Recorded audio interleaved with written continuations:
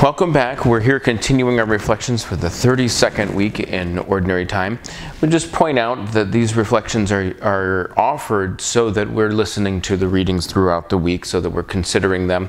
And I usually do this on Monday, and we're doing this on Monday today here in Western New York. And I do them on Monday, often the first moments after I've realized what the readings for the next week are. Although the more I do this, the more of a pattern it seems to develop in me.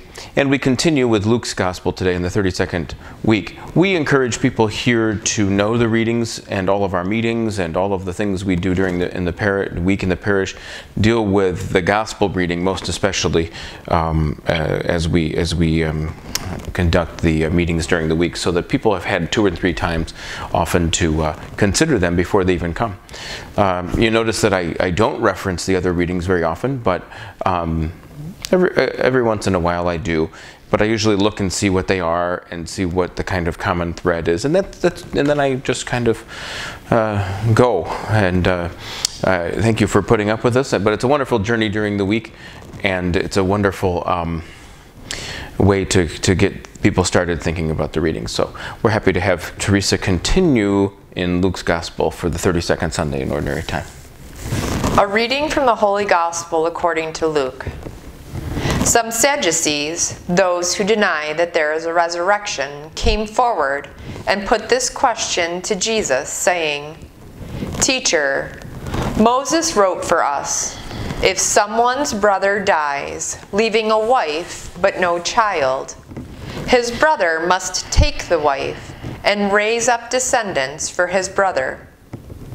Now there were 7 brothers. The first married a woman, but died childless. Then the second and the third married her, and likewise all the 7 died childless. Finally, the woman also died. Now at the resurrection, whose wife will that woman be? For all 7 had been married to her." Jesus said to them, "The children of this age marry and remarry, but those who are deemed worthy to attain to the coming age and to the resurrection of the dead neither marry nor are given in marriage. They can no longer die, for they are like angels, and they are the children of God, because they are the ones who will rise. That the dead will rise, even Moses made known in the passage about the bush, when he called out, 'Lord, the God of Abraham, the God of Isaac, the God of Jacob.' And he is not God of the dead, but of the living.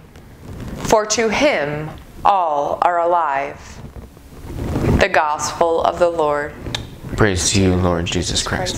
So we have this scene here where the Sadducees come up, and it seems like I don't ever remember learning this term. I remember all of a sudden I knew it, but it's someone along the line of Sadducees.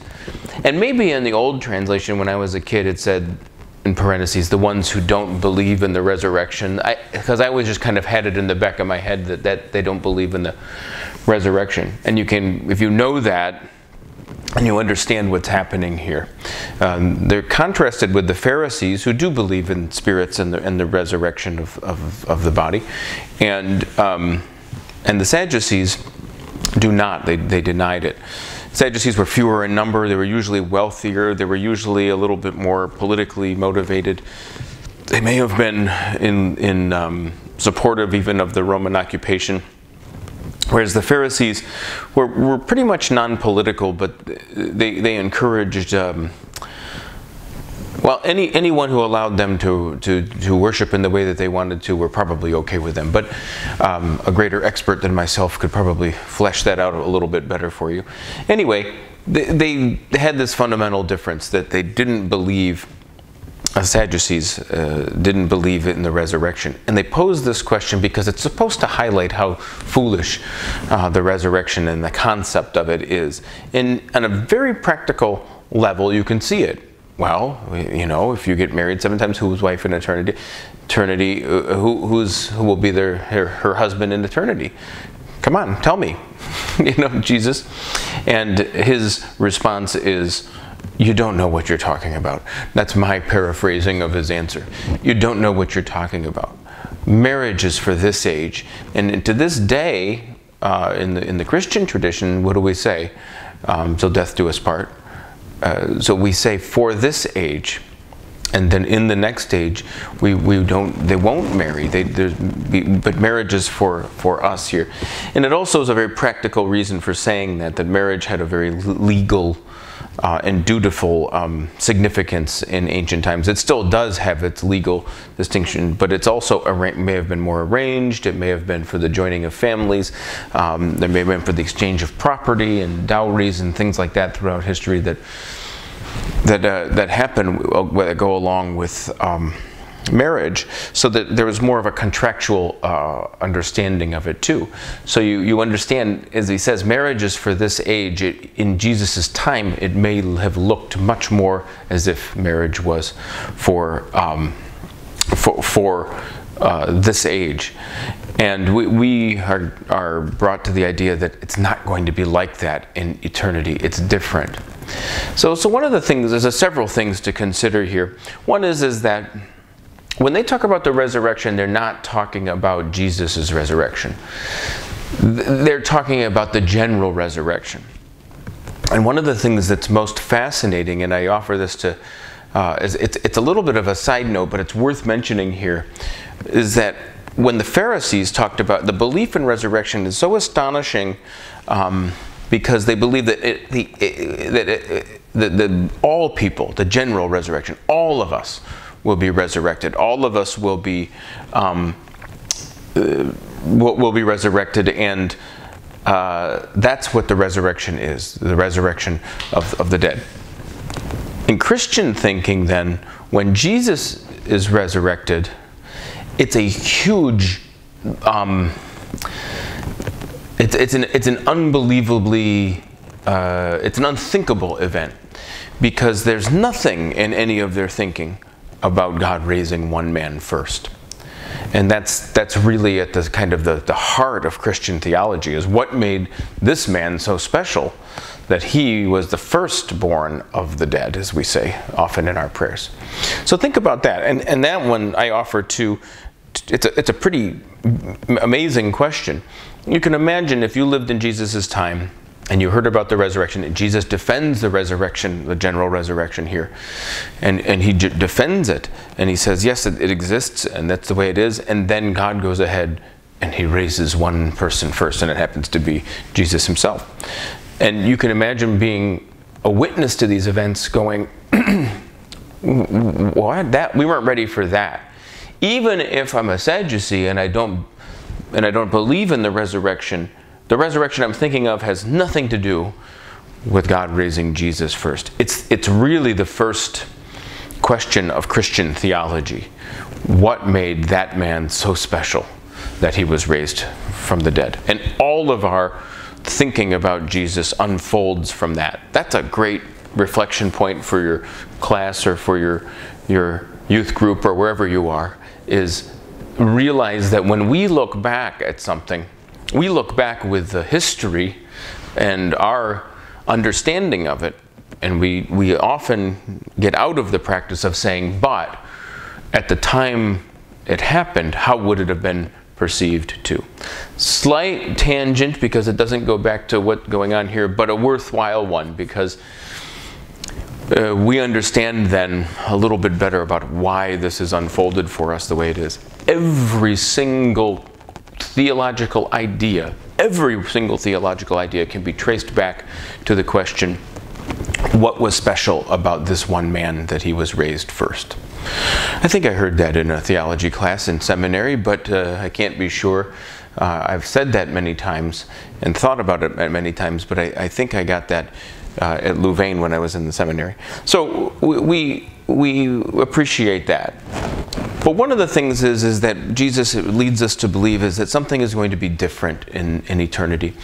And I think a common hardship for people when they think about eternity, when they think about heaven, when they think about an afterlife, is we sense in our happiness on this earth, and if we're lucky enough to be in a very wonderful family, if we're lucky enough to love somebody very deeply, we can come to some thinking that eternity will be with them. So we like what the Sadducees are saying. We can like it. But the idea that Jesus brings us to, and again, I think it's very hard for people, is it won't matter in eternity because what we receive is even more, even greater. If we are moved by human love and we learn what human love is in a wonderful, and we start learning a little bit about what divine love is because of the way we live on this earth, then when we go to the fullness of life in God, we will receive the fullness of that. And that is something that people are like, no, I don't want that. I want to stay with my family. I want to stay with that. And I understand completely. But it's worth reflecting over, is that what we will receive in the fullness of union with God will fulfill and exceed what we receive even in the best of what we have here on this earth. It's worth reminding you all of that. And it's worth a reminder for me, myself, too. It's worth the reminder because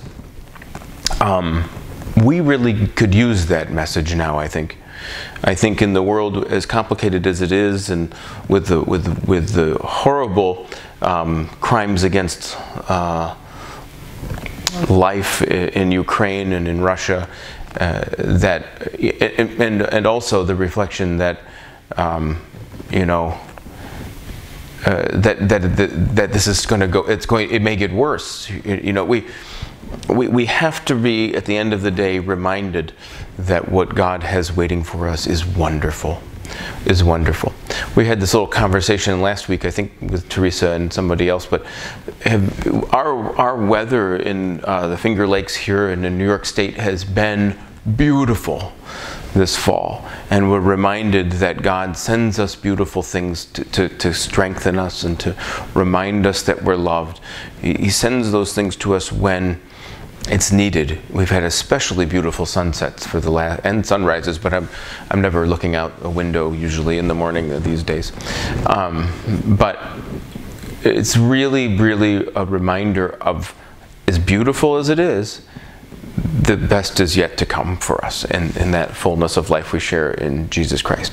I say that also dealing in my own personal life and in my own parish here with a great amount of recent events where wonderful people and important people have died. And it's a good reminder. It's a healthy one, because it's just necessary for us to realize that we are so loved. And it's waiting to make us children. We're waiting to become, in the fullness of it, children of light. Having said that, on this earth, we do experience heaven. It's not a thing like, I'm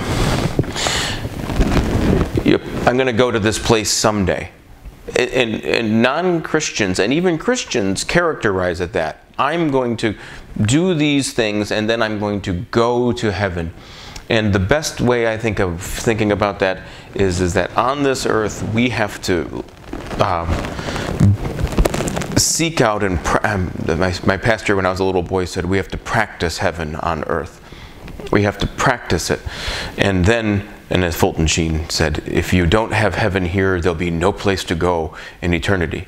So you have to do your best to accept, to enjoy, and to live in the fullness of life that we're offered even here, so that we have some experience, however small, of the great gift we'll receive in eternity. Okay, I can go on and on and on today, and I don't think I will. But I really appreciate your listening here. And there's many questions in there that you could go to and take a look at and reflect upon. And I encourage you to do so. And thank you so much for joining us. And enjoy the beautiful weather wherever you are. Thank you.